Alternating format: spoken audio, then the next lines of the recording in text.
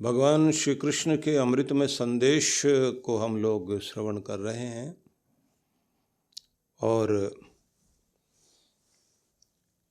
छठे अध्याय में भगवान श्री कृष्ण ने अर्जुन को मन को केंद्रित करके अपने भीतर आनंद और शांति कैसे पाई जाती है उसके संबंध में बहुत कुछ दर्शाया। लेकिन अर्जुन ने श्री कृष्ण के सामने एक प्रश्न रखा। प्रश्न है, चंचलम ही मनः कृष्ण प्रमाथि बलवदृढ़ तस्याहम निग्रहम मन्ये वायुरिव सुदुष्करम। हे कृष्ण, आपकी अपनी बातें बहुत ठीक हैं, लेकिन मन तो निश्चित ही बहुत ही चंचल है, उच्छृंखल है, बलवान है, बलवत दृढ़ और बहुत ही दृढ़ मतलब जिद्दी हठीला है। हे कृष्ण, तस्याहम निग्रहम मन्ये, इसको वश में करना मैं ऐसा मानता हूँ वायुरिव सुदुष्करम। जिस तरह से हवा को पकड़ना मुश्किल है, मुझे तो लगता है कि मन को पकड़ना भी हवा को वश में करने जैसा है, क्योंकि बड़ा जिद्दी है मन, बड़ा हठीला, प्रमाथी, उच्च श्रृंखल है, शरीर और इंद्रियों को व्याकुल कर दे, हिला दे, और बलवद बड़ा ही शक्तिशाली है। फिर इससे भी बड़ी बात दृढ़म, ये बड़ा ही जिद्दी और हठीला है। तो इसको काबू में करना इसी तरह से है कि जैसे कोई हवा को काबू में करना चाहे। हवा मुट्ठी में नहीं आती, मन भी वायु की तरह ही है। हवा रुक जाए तो अनुभव में नहीं आती, लेकिन जब चल रही होती है तेजी के साथ तब समझ में आती है। मन भी जब बहुत विचारों से भरा हुआ होता है तब इसकी शक्ति का पता लगता है। सोने नहीं देता, बैठने नहीं देता, चिंताएं, बादल उमड़ घुमड़ रहे हैं जैसे आकाश में। इस तरह से ये हमारा मन हिलाए रखता है हमको, निराशा के झूले में झुलाएगा। आशा दिखाई दे तो बहुत ऊंची पेंग लेने की कोशिश करता है। कोई डर सामने आ जाए तो सिकुड़ जाता है, सारी शक्तियां हमारी खो जाती हैं। और कहीं हमें लगता है हमने बहुत साहसी कार्य कर लिया, तब ऐसा लगता है कि मैं तो कुछ भी कर सकता हूँ। मन के हारे हार है, मन के जीते जीत। सब कुछ तो मन पर ही टिका हुआ है। अर्जुन कहता है कि मैं तो ऐसा मानता हूँ कि जैसे हवा वश में करने के लिए आंधियाँ चल रही हों, तूफान चल रहे हों, तो उड़ा ले जाते हैं सबको। मन के अंदर चलने वाले विचारों के आवेग व्यक्ति की सारी शक्ति को, उसकी बुद्धिमत्ता को, सबको उड़ा ले जाते हैं। देखने में आया है कि दूसरों से प्रभावित होकर के बच्चे, जिन माँ बाप ने उन्हें 20-22 साल की उम्र तक पाला पोसा, लायक बनाया, उनकी किसी भी बात को न मान के उनके विपरीत जाके खड़े हो जाते हैं। बाहर वाले अच्छे लगने लग जाते हैं, घर वाले दुश्मन लगने लग जाते हैं। मन भटक जाए तो व्यक्ति कहाँ चला जाए। मन की स्थितियाँ बहुत जल्दी बदल जाती हैं। विचार बदल जाएं, भावनाएं बदल जाएं तो मन तूफान की तरह हमें खींच कर ले जाता है। एक स्थान पर अर्जुन ने और प्रश्न किया था कि व्यक्ति न चाहते हुए भी बहाव में बह जाता है।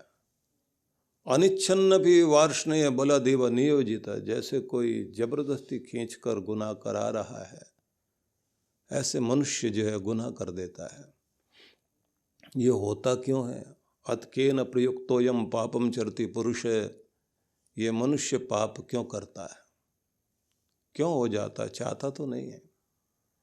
सबके अंदर बहुत अच्छाइयाँ होती हैं और अच्छी बातें होती हैं, और अच्छी बातों को पसंद भी करता है व्यक्ति, अच्छा होना चाहता है, बुरा कोई नहीं होना चाहता। फिर भी व्यक्ति से बुराइयां होती हैं, फिर भी उससे गलतियां होती हैं, फिर भी वो बह जाता है। क्योंकि हम लोग जिस तरह के अभ्यास करके अपने आप को बना चुके हैं, बस वो अभ्यास हमें खींचते हैं। किसी किसी घर में जो है पालन पोषण इसी तरह से होता है, वहाँ मारपीट से ही सब चीज़ें सिखाई पढ़ाई जाती हैं। वहाँ सुबह सुबह ही लोग जगा रहे होते हैं, गाली दे के जगा रहे होते हैं बच्चों को। एक बार प्यार से जगाया, दूसरी बार थोड़ा और ऊंची आवाज़ बोली, तीसरी बार जगाने में तो सीधे गाली। कितने सारे लोग हैं जिनके घरों के अंदर व्यवहार ही ये होता है कि मजाक मजाक में भी 4 गालियां देनी होती है। दोस्त भी मिल रहे हैं, जब तक 2-4 गालियां ना दें लगता है कि गाढ़ी दोस्ती नहीं है। वो एक प्रैक्टिस कर ली है आपने।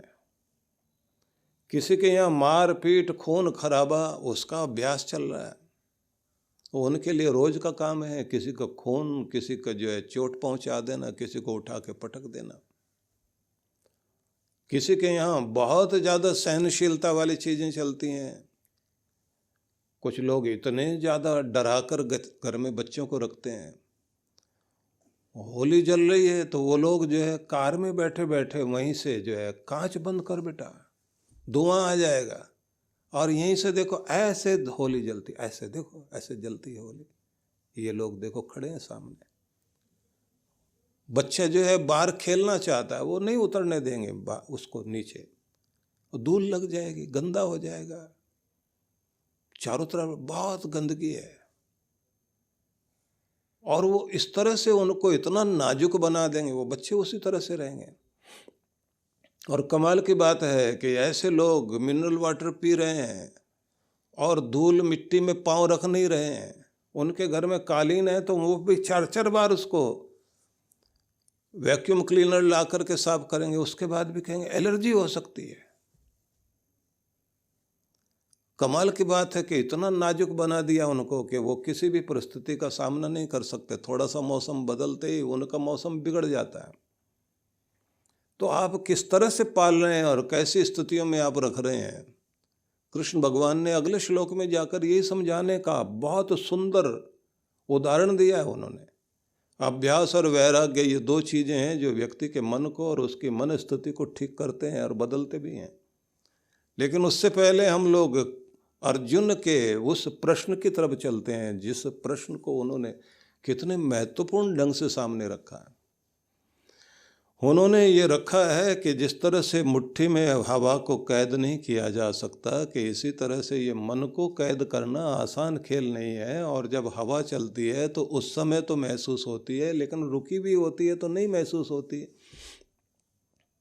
तो क्या समझाना चाहते हैं कि अगर आप शांत होकर बैठ जाएं तो मन खो जाता है, फिर मन है ही नहीं। आप गहरी नींद में चले जाएं तो फिर आपका मन है ही नहीं। नींद आएगी तभी जब आपका मन खो जाएगा। ये चेतन मन जैसे ही आपका खो जाता है तो उसी समय तो नींद आती है आपको। जब तक आपके अंदर जागृति है और अंदर विचार चल रहे हैं तब तक नींद बिल्कुल नहीं आएगी, ध्यान रख लेना। जैसे आपके मन के अंदर के विचार खोने लग जाते हैं और एक धुआं धुआं सा मस्तिष्क में आना शुरू हो जाता है, विचार जा रहे हैं, शांति आ रही है, स्थिर हो रहे हैं, मन खो गया। अब उसी समय 2 चीज़ें घटती हैं। जैसे मन खो जाए या तो आपका ध्यान लग जाएगा या फिर नींद आ जाएगी। मन जब किसी चीज़ पर केंद्रित हो जाए और एकाग्र हो जाए तो उस पर अपनी पूरी शक्ति लगा देता है और उसमें से न जाने कितनी चीज़ें प्रकट कर देता है। मन जब आप किसी एक विषय पर लगा देते हैं तो मन उसके रहस्यों की परतें खोलना शुरू कर देता है। जैसे प्याज के छिलके उतार रहा हो, परतों पर परतें उतारता चला जाएगा, न जाने कितनी कितनी चीज़ें प्रकट कर देगा।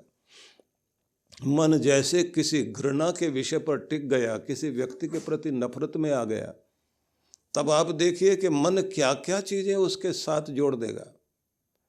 उसके बाद तो मन में भाव ही आने लग जाते हैं कि मैं तो इस आदमी को अभी तक बहुत अच्छा समझता था, ये तो बहुत खराब आदमी है।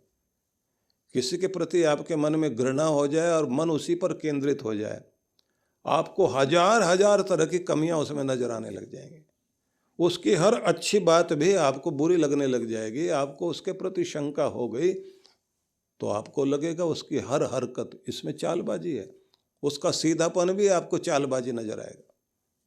लेकिन जब कोई व्यक्ति किसी के प्रति प्रेम भाव में होता है तो उसकी हर हरकत में एक अदा, एक स्टाइल, एक विधा, एक शैली महसूस होती है। अच्छा लगता है, इसकी ये बात अच्छी, इसकी वो बात अच्छी। जैसे किसी माँ को अपने छोटे से बच्चे के अंदर उसकी उछल कूद, उसका उठना बैठना, उसका कुछ भी करना, उससे बहुत खुश होती है, सारी दुनिया को बताती है, देखो आज इसने ये करा। ये प्यार जो है, प्यार में आपका मन केंद्रित हो गया तो न जाने क्या क्या दिखाता है आपको। अद्भुत है ये।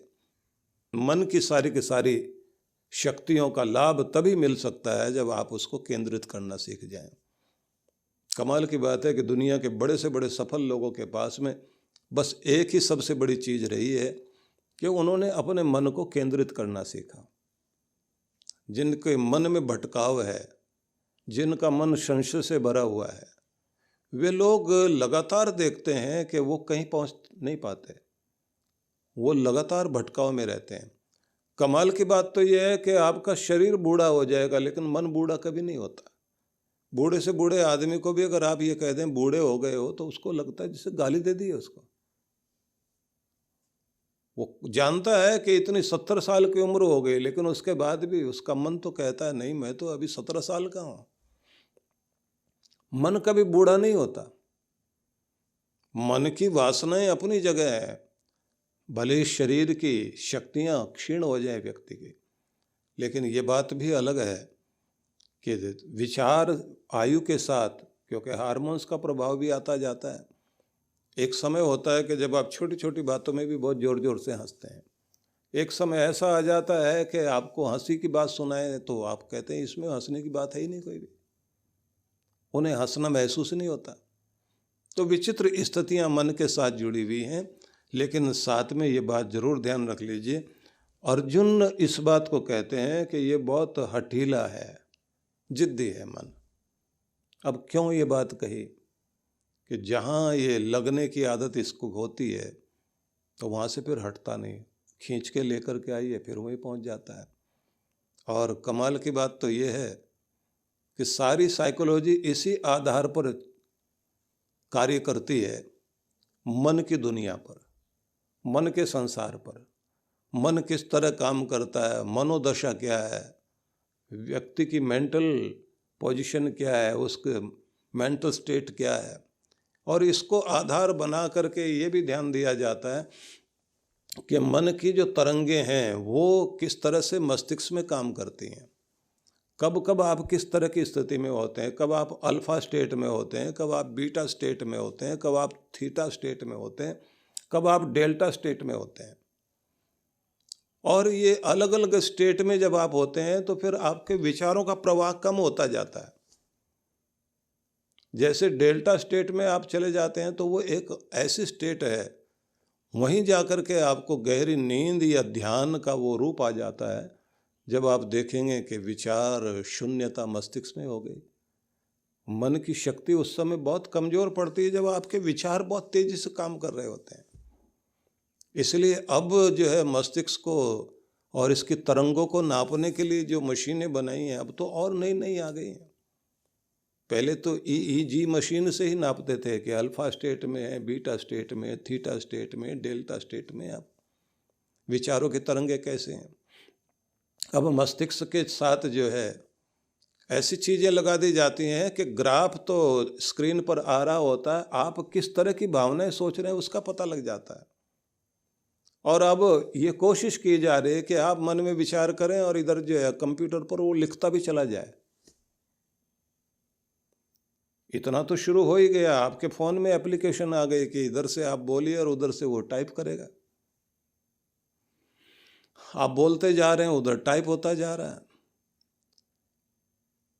जो सुपर कंप्यूटर बना है वो भी तो मस्तिष्क को ध्यान में रख करके बनाया ना, लेकिन मस्तिष्क तो इन सब से भी बहुत आगे है। जब युधिष्ठिर से यक्ष ने पूछा था कि बताओ दुनिया में सबसे ज़्यादा गतिवान क्या है, तो युधिष्ठिर ने यही कहा था कि हवा से भी कहीं अगर गतिवान कोई चीज़ हो सकती है, विद्युत तरंगों से भी अधिक कोई चीज़ गतिवान हो सकती है, ईथर से भी कहीं ज़्यादा कोई तेज गति हो सकती है, तो वो है मन की गति।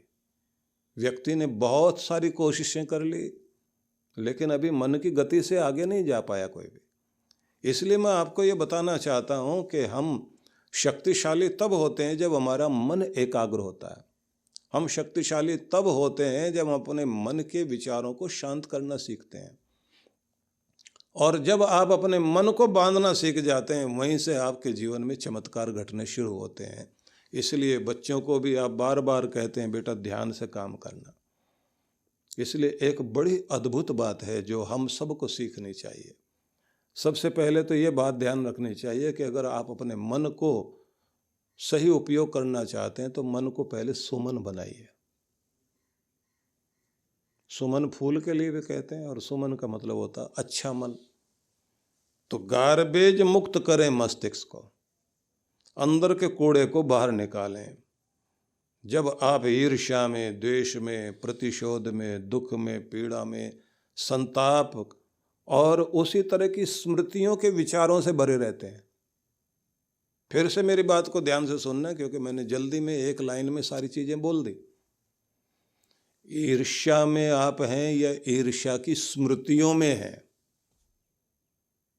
किसी के प्रति बहुत जलन है आपके मन में, आग जलाती है ना जैसे, तो बाहर से आप बर्नौल लगा देते हैं, लेकिन किसी के अंदर जलन पैदा हो रही है तो वहाँ कोई बर्नौल काम नहीं करती। वहाँ तो मन के अंदर ही एक डिस्पेंसरी है, उसी की दवाइयाँ काम करती हैं। बहुत ज़्यादा ईर्ष्या है तो आप उस समय अपने मन को खुद ही अपने अंदर की दवाई इस्तेमाल करते हैं कि भाई जलने वलने से कुछ नहीं होने वाला। अपना जी जला करके दुखी होते रहोगे, किसी का कुछ नहीं बिगाड़ पाओगे, और बिगाड़ने से आपकी प्रगति नहीं होगी। अपने को शांत करो। तो आपके भीतर जो है वो गार्बेज है, कूड़ा करकट है, उससे अपने आप को मुक्त करना पड़ेगा। ईर्ष्या का गार्बेज, उसकी स्मृतियां भी हैं, इसने क्या क्या मेरे साथ किया, ये कितना गलत आदमी है, उसका चेहरा देखते ही आपके अंदर की ईर्ष्याएं, जलन और वो आग जलनी शुरू हो जाती। ये बिल्कुल इतना कमाल का होता है कि इधर तो आप जैसे आपके घरों के अंदर चूल्हा ऐसा बना हुआ है आजकल गैस का, कि अभी आपने स्विच दबाया तो वो गैस भी प्रकट हो जाती है और आग भी अपने आप जल जाती है। फिर भी वहाँ तो कोई बटन दबाना पड़ता है ना, आपको उसको घुमाना पड़ता है। मन के अंदर तो ईर्ष्या का भाव आते ही, जिसके प्रति ईर्ष्या है बस सिर्फ उसका चेहरा याद आना चाहिए, आग भी जल जाएगी, गैस भी काम करने लग जाएगी, और कमाल की बात यह है कि लपटे भी उठने लग जाएंगे। जले भुने बैठे हुए हैं आप, पता नहीं किसके बारे में सोच रहे हैं। और किसी शहर को छोड़ करके भी आप किसी दूसरे शहर में चले जाएं, दुश्मन का चेहरा सबसे पहले आपके आंखों के सामने आएगा, और ऐसे लपटें उठ रही होंगी, आपका मन जल रहा होगा और मन करेगा कि वो मिल जाए तो आप कोई पत्थर वत्थर उठाएं और उसका इस्तेमाल कर लें। तो ईर्ष्या, और ईर्ष्या के साथ में एक चीज आती है द्वेष, बैर, और इनका फिर फल, इनका फल क्या है? प्रतिशोध, बदला लेने की भावना। मेरे साथ ऐसा हुआ तो छोड़ूंगा तो नहीं, मौका तो मेरा भी आएगा, आने दो एक बार टाइम, फिर देखना क्या करता हूं। ये सब गार्बेज है।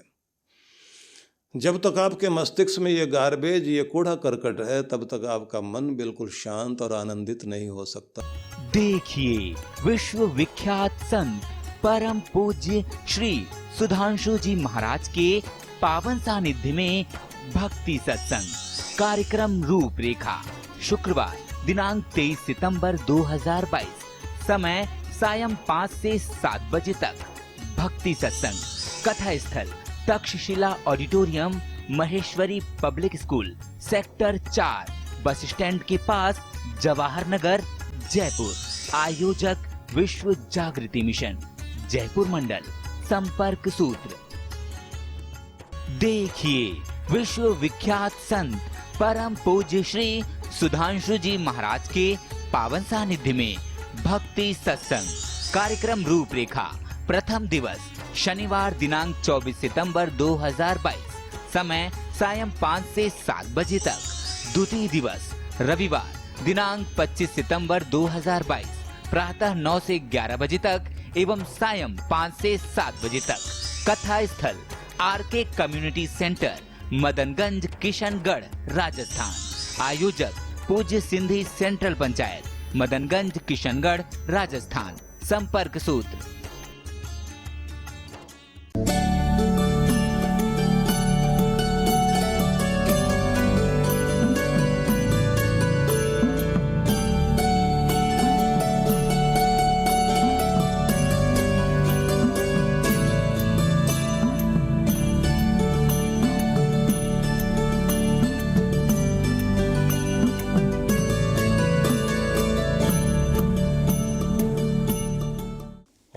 श्री परमात्मने नमः।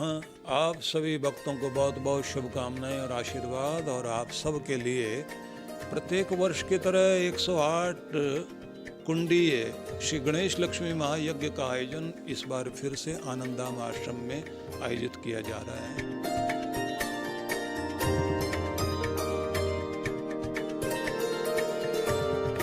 वर्षों से यहाँ साधनाएं, जप, तप, मंत्र पाठ, यज्ञ, आहुति, अर्चन, वंदन का कार्यक्रम चलता ही रहता है।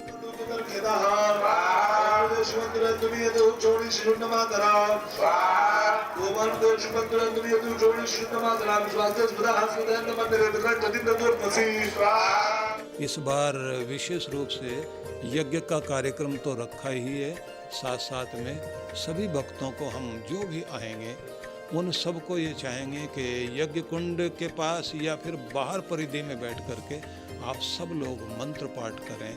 जो आपको सिखाया जाएगा कि सभी लोग जो है गणेश शीर्ष का और श्री सूक्त का साथ साथ पाठ करेंगे।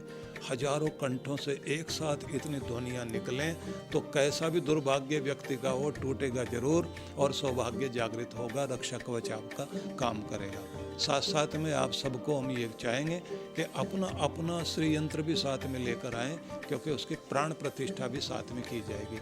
और एक विशेष चीज़ इस बार वैभव साधना अनुष्ठान साथ साथ में कराएंगे और वरदान सिद्धि साधना, तो इसकी बुकिंग अलग होगी।